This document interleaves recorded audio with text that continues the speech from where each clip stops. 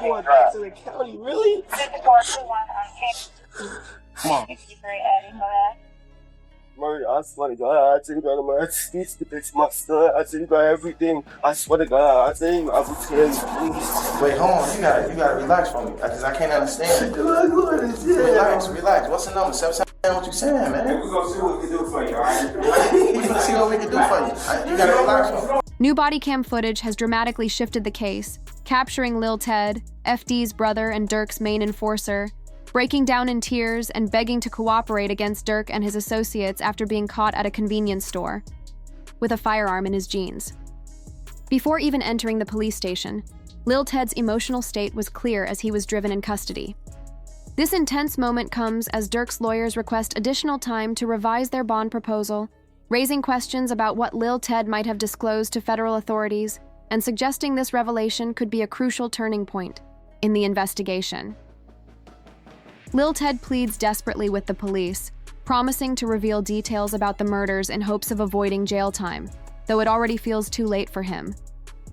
His voice cracks with urgency and fear as he swears, "I swear to God I'll tell you everything. Please don't lock me up."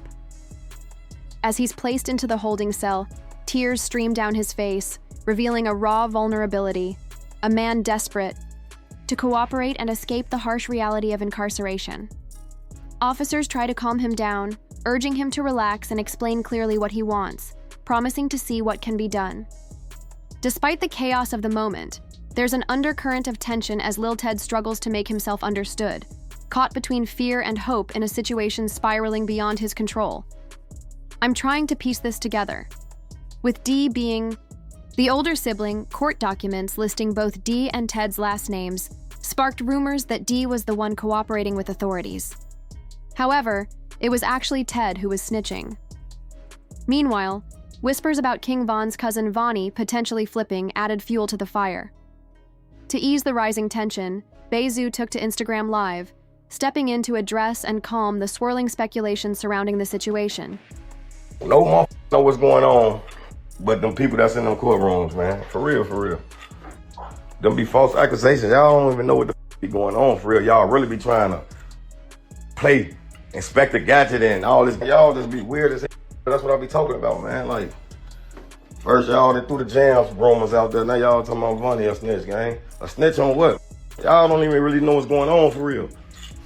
My kids, y'all really just be running. And that's why I don't participate in nothing that got to do with nothing illegal. Because of you motherfuckers, y'all be trying to get them put under the jail. Here's a twist you might not expect. This whole situation actually plays into Durk's hands as he pushes to get bond approval. A viral tweet captured the mood perfectly, saying, "Durk's legal team just dropped the slickest bond proposal I've ever seen. Looks like he might be out before GTA 6 even drops." This clever observation was shared by the well-known Mo, highlighting just how strategically this move could change the game for Durk. When you see Flacco post something, you almost gotta be like, look at this headline. Lil Durk found out that his co-defendant Otia Vonnie, King Von cousin, filed for protective custody when they came to court. Okay. That sounds so crazy. This is why we have streams like this. This is, I'm not gonna get on anybody or anything like that, and I'm not gonna ever say that I haven't, maybe jumped maybe once in a while, but I definitely do aim to be correct, and I never try to be incorrect out of malice, right? This is why we love to bring up the paperwork and try to explain it, and also increase everyone's knowledge on stuff, because a lot of times these days the headline is way better than the. Mo pointed out that the initial judge shut down Durk's bail request right away, citing the serious nature of a murder-for-hire charge. However, a new development has given Durk a fresh shot at freedom. A judge has scheduled a hearing for June, second to reconsider his third bail proposal, now increased to $2.7 million. What really sets this hearing apart, and could tip the scales in Durk's favor, is something that unfolded during his previous court appearance, potentially paving the way for his release this time around. Lil Durk case, his lawyer Drew Finling not giving up on the application for a bond. Now, they were denied last week by a magistrate judge. In federal court, you have a magistrate judge and a district judge. The district judge is on top of the magistrate judge. So if the magistrate judge denies you, you can ask the district judge to take a look at it. That's what his lawyers are doing here. I think this is a good decision because, quite frankly, in front of the magistrate judge who denied Lil Durk, Drew Finling could have pulled a rabbit out of a hat, and that magistrate judge would have remanded the rabbit. You have to consider the fact, and I hope the district judge will, that this case, as pled several months ago, has been significantly watered down in terms of how it's being pled against Durk, where you used to have an allegation that we, the government, are going to prove to you exactly who he paid the bounty to. Now the government's saying, oh, we're not going to be able to do that. What could ultimately secure Durk's release is the prosecution retreating from key evidence against him, an about-face that signals the case is losing ground. Initially, prosecutors claimed Durk had funneled a bounty payment through one of his co-defendants, even naming that individual. Now they've stepped back from this accusation, no longer asserting that Durk orchestrated the payment through anyone. This shift reveals their earlier confidence in proving that connection has crumbled. Adding to the cracks in the case, Durk's legal team highlights that the Fed's reliance on his song lyrics as evidence has been undermined, with his lawyer openly dismissing the charges as laughable since those lyrics are now off the table. All signs point to a weakening prosecution, strengthening Durk's fight for freedom. Update on Lil Durk. He had his bond hearing today. He looked good. He looked like he was in good spirits. No crazy weight gain or anything like that. He looked good. The judge was on the same vibe she was on last time, which is that, wait, they're saying murder for hire. They're saying you put bounties up. They're saying you ordered. They're saying I'm saying that's going to be no bond. There's basically no argument you can make to this judge in a murder for hire case to get a bond. Is that the prosecution's case has taken two major hits. One, the prosecution has had to abandon their allegation that he rapped and celebrated about this murder, that he put these lyrics out talking about, oh yeah, I got you, you out here screaming no, no, crying in the street. Prosecution had to back away from that allegation. It was proven false. They need that allegation. With the prosecutors dropping the use of song lyrics as evidence, the legal battle for Lil Durk has taken a harsh turn.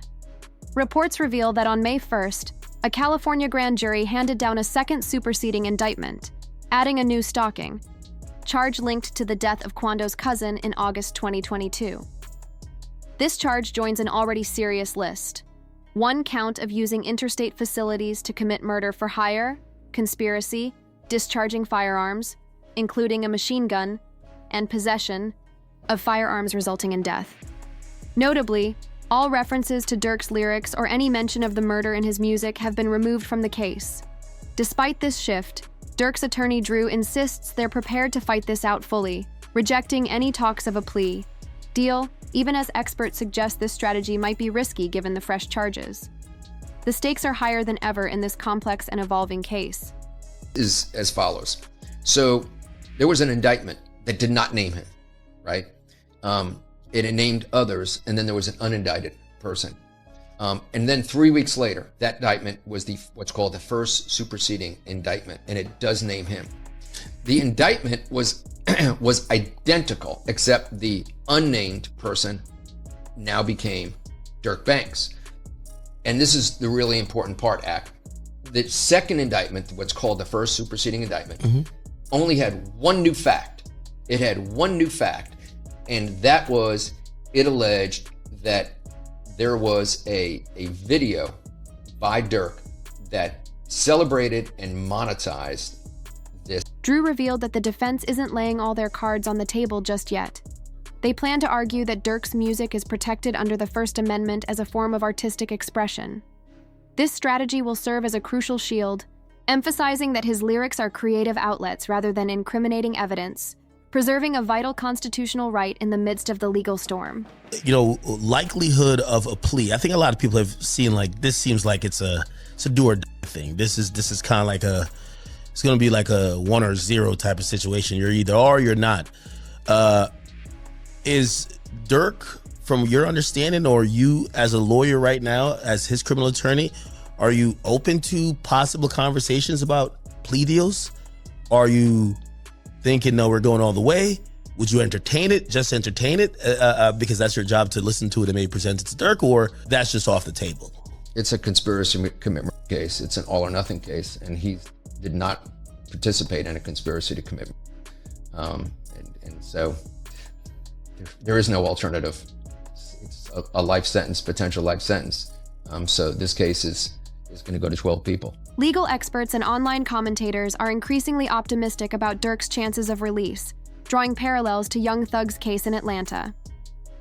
Despite prosecutors heavily leaning on Young Thug's lyrics, the outcome wasn't a clear win for the prosecution. Most charges didn't lead to convictions, and Thug was ultimately freed after serving time already spent. This raises critical questions about the intersection of rap lyrics and real-life actions, especially under the protection of free speech. Durk's attorney highlights a key nuance. Many prosecutors don't fully grasp hip-hop culture, treating rap lyrics as straightforward confessions rather than artistic expressions layered with context. Without understanding the time, place, and audience, they risk misinterpreting the meaning entirely. This cultural disconnect often leads to prosecutorial missteps. In Durk's case, there's an ironic twist. The lyrics the feds tried to weaponize actually mirror the grief expressed by Quando Rondo following Lil Pab's death, blurring lines between personal expression and criminal evidence. This complexity underscores the challenge of using rap music as a legal tool without losing sight of its cultural significance. First Amendment argument here, right? That this violates the First Amendment. Can you talk about that?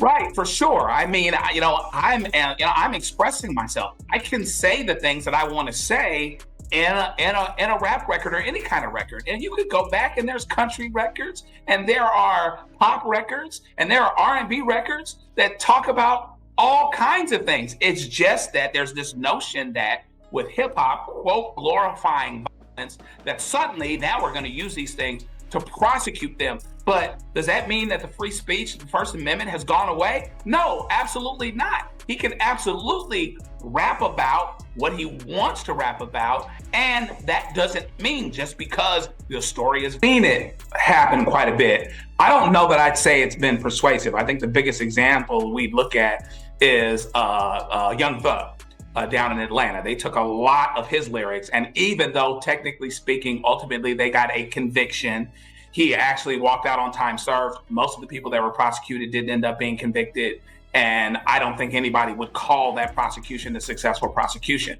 And so, you've got freedom of speech issues. Does it mean that just because I'm saying something in a rap song, and it typically is a rap song, does that mean that I actually did something? And this is an extra interesting twist here because Lil Durk's attorney is saying, well, The sheer volume of evidence the feds claim to have is staggering. Reports mention over 230 gigabytes of digital material, including audio recordings, surveillance footage, and a mountain of 20,000 pages of documents currently being processed for discovery, all provided by FJam. According to court updates, prosecutors believe Durk orchestrated hits on two individuals, Stephon Mack, who allegedly targeted Durk's brother Dang, and FJam's baby mama, who died after Durk discovered Jam was wearing a wire. Authorities see Jam as the linchpin to securing convictions against Durk for all three charges.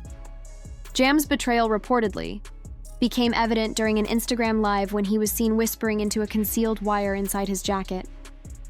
Interestingly, Durk had sensed Jam's suspicious behavior months before his arrest, telling the press he can spot someone ready to cooperate from a brief conversation, explaining that this gut instinct even led him to keep certain friends away from his home. This layer of distrust adds another dimension to the complex and high-stakes legal battle unfolding around Durk. The search is on for three people who police say at a Savannah rapper, a member of his entourage. It happened in Los Angeles, and cameras captured the aftermath. This man, a passenger in that car, frantic at the sign. Keep in mind, Jam is the same person Durk once gifted $50,000 to just a few years back, highlighting the complicated web of loyalty and betrayal surrounding this case. Amidst the tension, clips surfaced showing Jam's emotional moments, reflecting a mix of vulnerability and bravado as he navigated the pressure. The feds took a close look at the background of an Instagram Live where Jam and others were seen shopping for jewelry with King Von, individuals later arrested in connection to Lil Pab's death, the very case tied to this investigation. Adding to the mounting evidence against Durk, prosecutors pointed to an Instagram story Durk posted just 30 minutes after Stephon Mack's death, captioned, "For D-Thang." alongside another story where Durk appeared to laugh about the situation, footage that paints a troubling picture. The case takes an even darker turn as prosecutors delayed Durk's bond hearing, aiming to gather last-minute evidence. Rumors swirl about a new informant emerging, Brick Baby, recently arrested alongside Big U, Loose Cannon, and others in a major Rollin' 60s gang crackdown. Legal insiders suspect that Brick Baby's arrest is no coincidence. The timing suggests the feds intend to pressure him into flipping on Durk. This is significant because Brick Baby was originally linked to the murder-for-hire charge against Durk. Years ago, he publicly acknowledged Durk's involvement in the conflicts surrounding King Von and Lil Pab, saying, "You can't say Durk never slid for Von because they got Lil Pab." The courtroom drama is intensifying as this network of informants and evidence continues to unfold, raising the stakes for Durk's defense. Nobody's ever allowed to my house. It be our best friend never been in my house. For real? I promise. Your best friend? Promise. Like, it's people like that I just don't allow around my girl and my kids, cause it's like I'm just a different type. I'm not the. We're gonna have family night at Durk house tonight. It's the. Everybody at Durk's crib. Yeah, we gotta. Everybody getting watched. We gotta watch everybody. Hey, they go too close to them kids. You know what to do. Like, that's how I play. Like, I don't play. Here's a shocking twist. Brick Baby allegedly told the feds he would have handed over Quando Rondo's location if Lil Durk had asked. According to his own words, 9 times out of 10, if he made the call, I'd be on it. He justified it by saying it's just about loyalty, sharing information to help a friend seeking justice for a lost loved one. Now, with Brick Baby behind bars facing serious charges, it's expected he'll be pressured to cooperate and provide information against Durk. Adding another layer to this drama, Charleston White has publicly claimed responsibility for Brick Baby's arrest, suggesting his actions led to the feds locking him up. This revelation only deepens the tangled web of alliances and betrayals in this case. But was this an attempted hit? Or You can't say that no more. Then they put you as God. Like, who died? You can't say that no more. Oh, because of FBG Cash? Oh, who? Federal charges in California. Nah, because Lil Pab. So this is about the... Oh! What's that? But I'm just saying, they just say you can't say that no more. Charleston White, who's long been a vocal critic of Lil Durk, celebrated the rapper's arrest as a major win for the community. He described Durk's influence as a dark force and a demonic energy, declaring that this moment could finally extinguish the drill music scene and its glorification of violence. For him, it was a triumph for law-abiding hip-hop fans who appreciate the music, but reject the bloodshed that sometimes accompanies it. Meanwhile, just as Durk was on the verge of release, drama erupted on the personal front. His wife, India Royale, was caught in a scandal after videos surfaced showing her at a party with her hand on another man's leg, footage reportedly shared by one of her friends. Screenshots quickly circulated online, fueling speculation and gossip. India later responded, dismissing the chatter with a sharp comment about grown men and the state of today's online rumors, reflecting on how times have changed from an era when men were busy with hard work and real struggles rather than internet drama. The incident sparked reactions from notable figures like 6ix99 and DJ Academics, who weighed in on the unfolding controversy, adding another layer of public intrigue to the situation. Alright, so you want to bet 10,000 right now that hold on. Told about some other We talking about India. She's a good girl. She's You met her? I haven't met her. But So why you saying she a good girl? Like because I hear the drama about everybody's relationship, and I know any rapper who could say something about me and they got a public girl, I could tell you who your girl off when she was mad at you. Like, I know all of that. I've never heard no dirt about her. Just to keep it a beat. Never heard nothing about her, period. All right, but she gonna be faithful to the trial. Yes. Anything after that? I mean, you never know how it goes. I mean, if somebody, how does it go if somebody's, again, I'm not wishing upon him, but if you get life, like, how did that go with your girl? She's supposed to be faithful or no?